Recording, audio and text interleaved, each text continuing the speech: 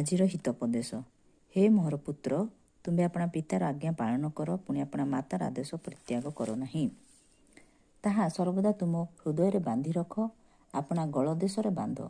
ତୁମେ ଚାଲିବା ବେଳେ ତାହା ତୁମକୁ ପଥ ଦେଖାଇବ, ଆଉ ଶୋଇବା ବେଳେ ତାହା ତୁମର ପ୍ରହରୀ ହେବ। ତୁମେ ଜାଗିବା ବେଳେ ତାହା ତୁମ ସଙ୍ଗେ ଆଳାପ କରିବ, ଯେହେତୁ ସେହି ଆଜ୍ଞା ପ୍ରଦୀପ ଓ ସେହି ଆଦେଶ ଆଲୁଅ ଓ ଶିକ୍ଷାଜନକ ଅନୁଯୋଗ ଜୀବନର ପଥ।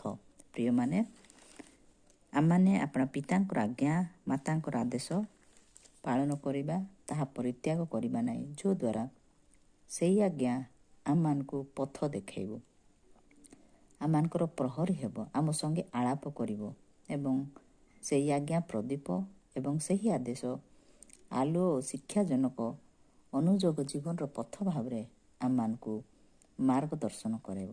ତେଣୁ ପରମେଶ୍ୱର ଆମ ସମସ୍ତଙ୍କୁ ଆଶୀର୍ବାଦ କରନ୍ତୁ, ଯେପରି ଆମେ ପିତାଙ୍କର ଆଜ୍ଞା